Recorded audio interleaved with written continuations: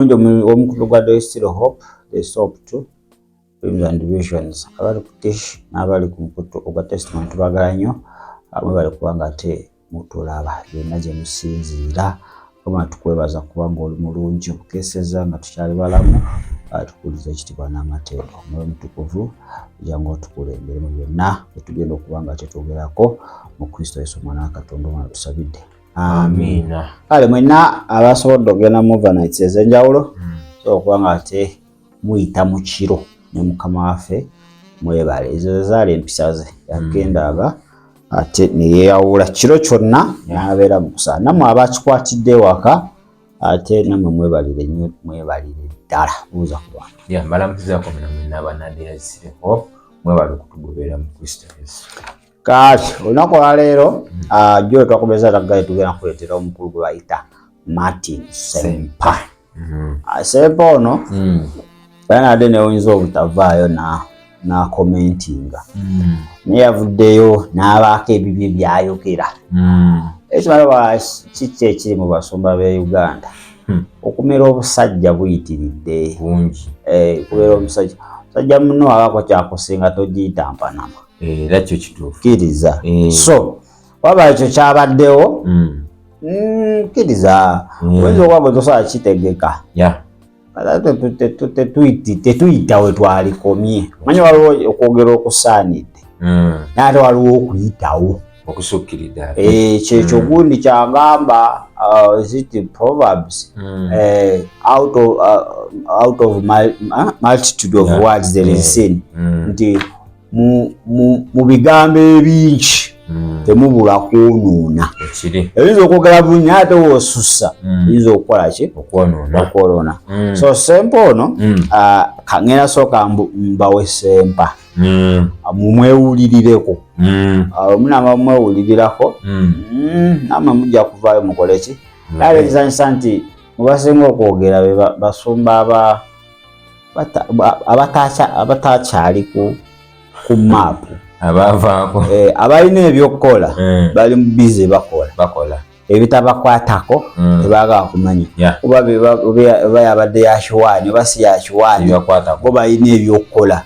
Kati bano abatalina babiina naye kati beerabira kye bateekeddwa okukola be balina obudde obwo bafuuka ba YouTuber bafuuka ba TikToker bafuuka ba Facebook. Kati bali awo tebategerekeka n'ojja ne kabiriiti n'omutunuza tasaana tega mu kabiriiti atandikirawo okwogera kiri nti alabeko olukamera. Kale katubawe mukulu Martin Sempa. Tumala ebiseera bingi nnyo mu meeting, tumala ebiseera bingi nnyo mu dduka yeyeye mu nkuŋŋaana, tumala ebiseera bingi naye nga tetukola. Kati twakamaliriza olukuŋŋaana lw'omubuulizi gwe bayita Benihini era amawulire ge olukuŋŋaana lwe ne lujjula lwe lwogerwako nti lubadde lw'amaanyi nnyo era abantu badde bagala revive ezze ensi ekyuka, Uganda egenda kukyuka. Kati njagala mumanye nti njagala nnyo essaala, njagala nnyo ekigambo okubuulirwa, njagala nnyo abantu okusisinkana Mukama. Kirungi nnyo era kirina okukolebwa. Wadde basuubi waliwo ababuulira ejjo olw'ekibi olw'ebirungi enjiri ebuulirwe. Naye ekizibu kye ndiko nti era ne Benihini yabuuzizza nti mmwe lwaki mukeera ku makya ssaawa 12 ne musimba layini ne mubeera mu kasana kusobola okujja okutuula wano okubeera ne mujjula awo okutuuka ekiro mulinga abatalina mirimu mirala. Kati bannange enkuŋŋaana ezo zibeerewo naye lwaki tezibeerawo kumala ssaawa 2-3? Bw'obeera mu Amerika wabeerawo enkuŋŋaana ne lukolebwa abantu ne bayingira ne luggwa. Naye eno enkuŋŋaana abantu ne bakuŋŋaanizibwa olunaku lulamba, akasana ne bakookya, tewali mirimo okutuuka ekiro, traffic jaamu, baliraanwa bonna, abantu abalimu n'abatabiriimu nabo ne bakosebwa. Lwaki? Kubanga tetulowooza nti ebiseera by'abantu bikulu oba tulowooza nti okukulaakulana kujja kubeera mu byamagero byokka. Mukama bwe yateeka Adamu ne Kaawa yabateeka mu nnimiro ye bagirabirire okugirima okugimanejinga. Tulina bye tuyita 4-acre model. President Museveni byayogera bali batera okwogerako naffe n'agamba nti mumala nnyo ebiseera nga muli mu kusaba naye ne mutakola. Kino nze kye kinnuma.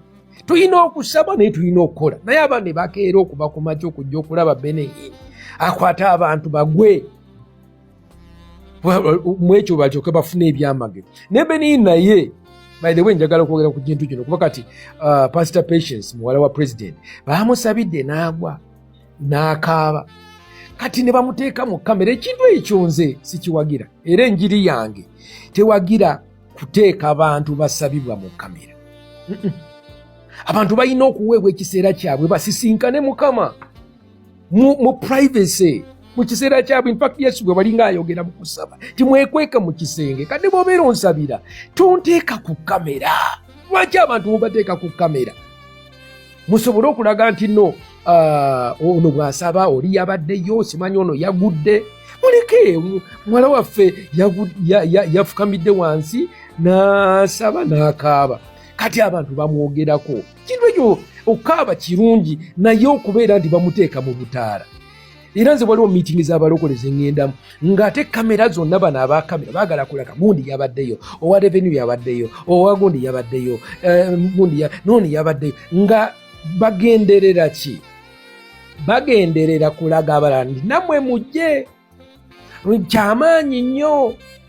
Olwo si lukuŋŋaana lwa mwoyo, olwo lutandise okufuuka olw'omubiri.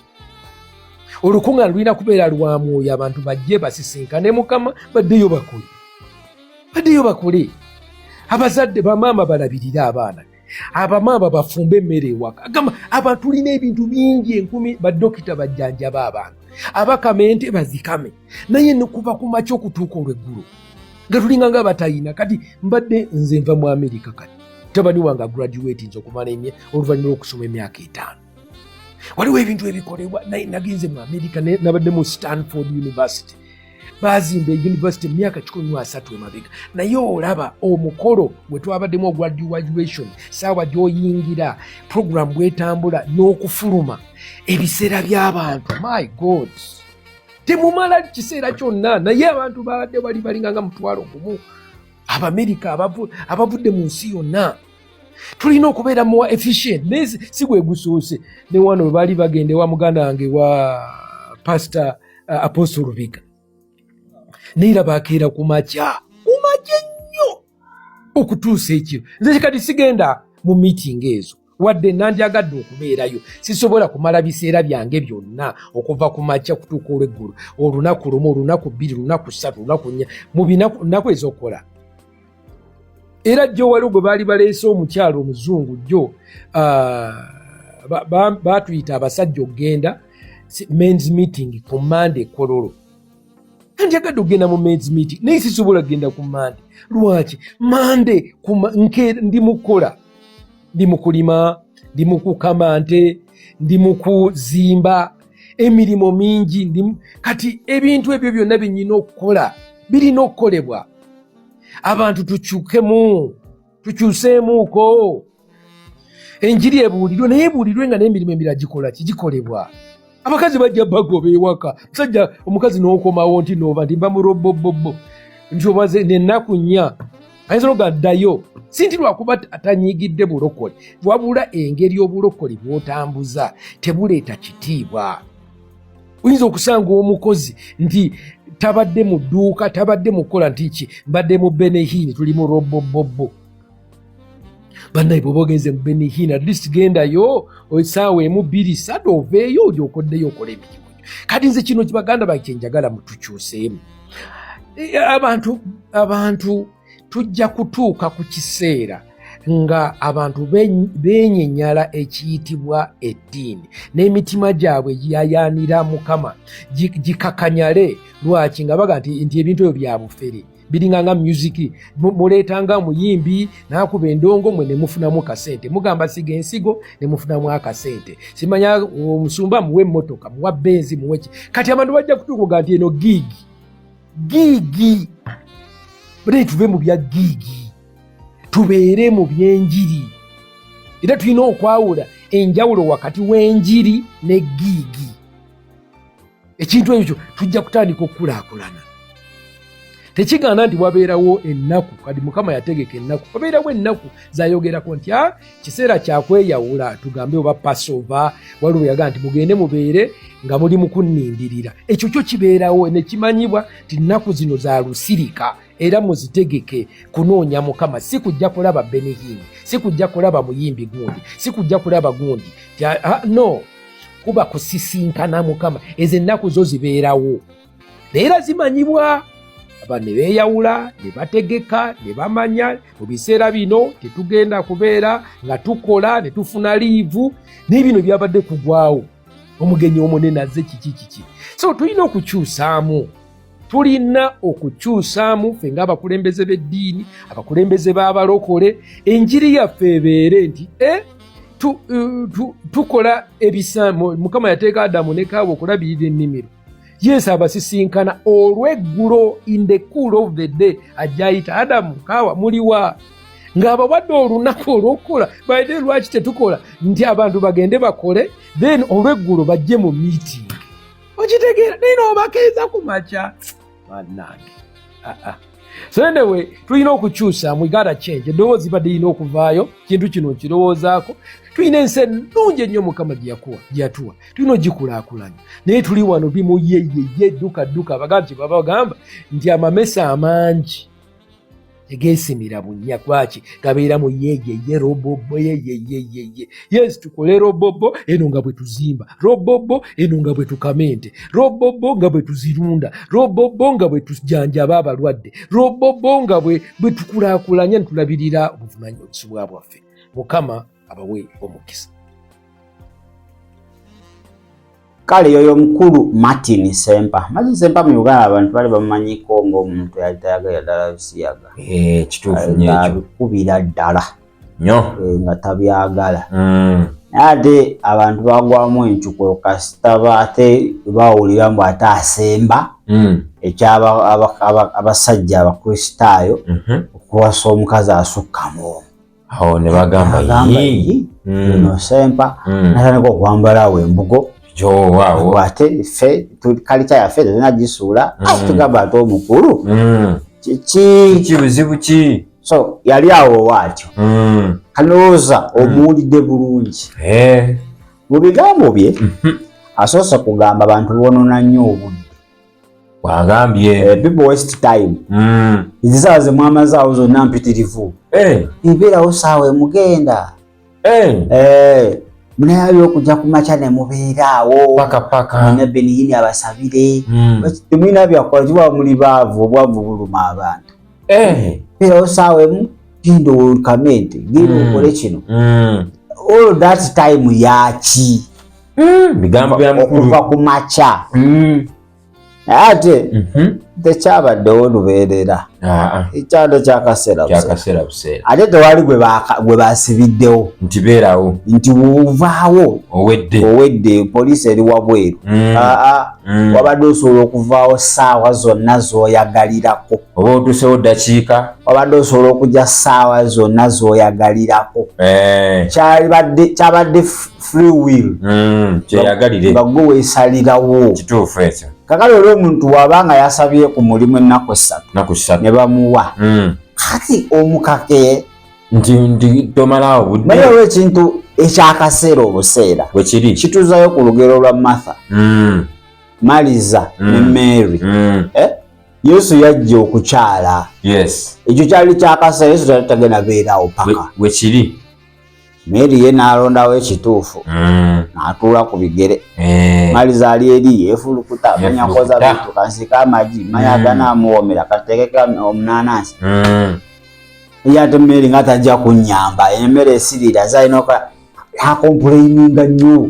Amugamba ono alonzeewo ekituufu kyalina okukola. Sigala beera wano paka. Kakati ono Martin ye ndowooza kyamulumyemukko abantu okubeera awo abayitirivu ng'abatalina byakukola. Kyamuyisiza bubi. Abasumbu baba baki. Waliwo yamugambye ni nawe walina kye bayita prayer time. Manya prime time. Prime time. Abantu bajja ne batsane gwenga. Yakomawa. Lero mu buyagane bana abasumba ba feria namwe ate mutulekemu ate namwe. So ensonga yambemu yabadde ayogera ey'okubanga abantu baaki bamalidde awo obudde. Ensonga ey'okubiri ey'okusabira first daughter. Kyamukutteko omusabira si kizibu naye aki bamutadde mu kamera yalina kumuteeka wabweru ng'akaaba.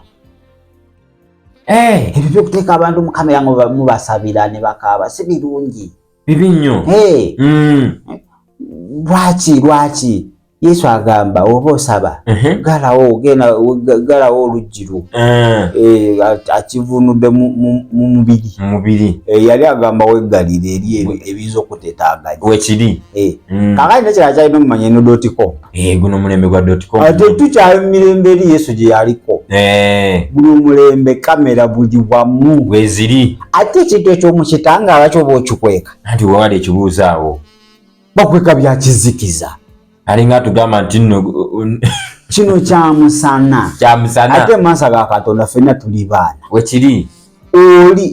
Oli ebitiibwa yabitadde wansi. Yabyeyambudde. Maaso ga Katonda tojja na bitiibwa. Ekya first daughter yakitadde wali. Naga kati nze ndi mwana ngenze mu maaso ga Katonda nkomeko. Wekiri. Abaali bagamba manuscript. Kati ne first daughter bamuwadde manuscript. Abantu abajja babawayo akagaati awo mawogo batwalira abaana kati ogenda muwazi. Tomanya munnange n'oteekako omubisi gw'enjuki. Sempa kyamunyiziza okuteeka first daughter ku kamera. Enjiri sijaagala eyo. Y'okuteeka abantu mu makamera. Kibi nnyo. Mubanga mu advertisinga. Kalango. Enjiri yaffe ekuseri yabadde y'amaanyi. Mulaba gundi yabadde. Babadde bagenze musabo bakweka. Ati nange kyemala genda okubuuza. Mbuyanze mwana z'abalokole gye baali nazivaako. Ezivaako. Atuuka kamera zonna zikutonuddemu. Balage nti gundi yabaddewo kintu kyabadde ky'amaanyi. Ebyokwasonga bingi. Nalabye akasajja akakuze ddala asoba bya Uganda. Era nange. Lulwo olukunga lwabadde lwa nsi yonna. Kati odde bagobe bannamawulire mutandike. Lwaki bagobyewo kamera? Kizadde balina byebakola ebitali birungi. Ndowooza okiraba. Onoonya omuntu kyayagala nga tokitegeera. Kati kyokola osalawo okukola bukozi Katonda kyagamba. Omuntu muveeko kuba omuntu ojja mumatiza. A human being. Katonda yejjusa. Lwaki yakola omuntu? Tawulira. Kyomugaana kyakola. Kati agamba tekyabadde kirungi no. First daughter mulaga nga akaaba badde bamukubye. Ngali galade tears of joy. Maziga ag'essanyu. Gwamuddeko ye nga acomplaining ati mwantadde mu kamera. Kati gwe mwogezi w'ofiisi ya first daughter. More responsibilities. Nabakubya n'emigo egy'obweru. Sibalira kumanya. Kakati n'agamba mpulira kasola zikamera ezo biki eba tekyali spiritual crusade. Eba efuuse kano. Alinga agamba yatagadde kyogera direct. Yakati fe abasomera mu bbaasa twategedde yabadde ng'agamba mbu eyo olukunga terwabadde lwa mwoyo. Byabadde bya mubiri. Ekibali kisa kamera kiki? Mukasola bikamera ebyo enkuŋŋaana teruba lwa mwoyo. Ngamba omukulu kiki? Kasajja nga kapulidde ddala. Kagize kakuze. Ntaika kamize n'envi. Abantu mumalawo obudde. Abakazi bajja bagoba mu maka. Ovaawo saawa 4. Omwami ajja kukugoba. Abantu abali abo basabye permission zaboolaba. Ayongeranga ebikyagenda mu maaso. Gwewo nga we baalwanga mu kyaki tewabagamba mugende bagenda bagoba. Obufumbo bugenda kufa. ebibya byesonyiwa era olaba kuba kuŋŋaana lw'omulala obufumo bugenda ofiira andi kyembuuza ebibya byesonyiwa eya prime time yabivaako byagwa ebigwa ate ng'olaba waliwo ebyoli ebigenda mu maaso nabikuba busa bitulituli soka osomere gundi Yakobo Nyiemu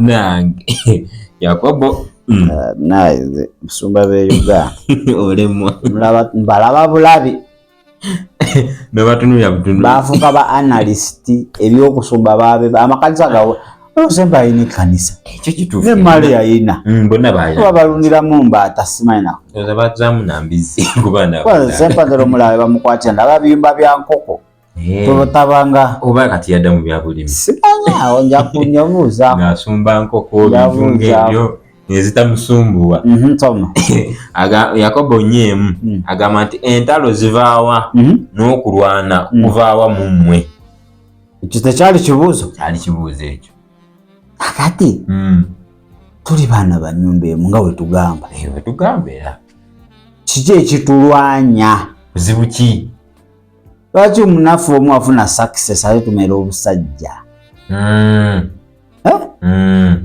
gwe success oyagala yabeerewo wokka ndowooza munnange gutegulwa mutima gwa Sseruganda tuba ate tuli waasi n'okusinga n'ab'ensi ab'ensi abamu beeyagaliza kankubulire ekyo kituufu tolimba ekyo go mazima ffe kiki zibu ki ate zokunansaba mwoyo ate abakazi bajja bagoba mu maka mu biseera byo nga tewabirabanga nga wabatuuza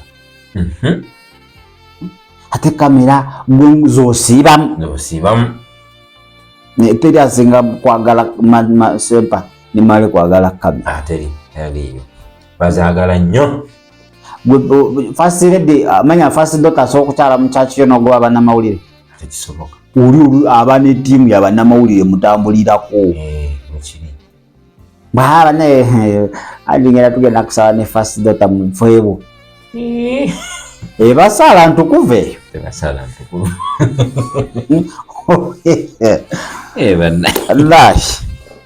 besimanyi nga gwe walaba olukuŋŋaana olwo y'omu yalulaba lulwe ekyo kituufu naye nze kyeŋŋamba y'omu akwata enkumbi alime katalaaliye tuva ku munno mwesonyiwe buli omu bagala mubuuza ennima gye yalima tebala kubuuza byange wekiri abo yange bagala kumbuuza bibyo kalwaki nfa nnyo ku bibyo nga nina ebyange lwaki nfaayo kakinyonona obudde nga nina questions ezange nga gwomuntu kale tandika kukola analysis ku zizo engeri gyewandiisemu omaaka tagenda kumaakika bawandika bati bakola bati ebiro byo tewali obudde bugenda kankola ebyange ngaakadde kavuze olaba ofuna 00 bagala banti nali tunulira oli nga wawandiika ningina olaba nga obudde buweddeyo galengera ono feria repeat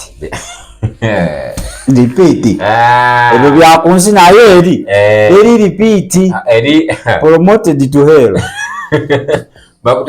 ogenda mu first grade D1 njerere eri nga misangwa gikuba engalo yewaffe oyo teri kubuuza yakola nnyo so buli omu akwata enkumbi alime toza kuŋŋamba mbu olulimi lwe oluweddeyo dedda ssebo oluggwayo ng'osiza bwa nkomerero awe lusooka luggwerayo okyalina lunene okyalina ebyokutereeza binene bingi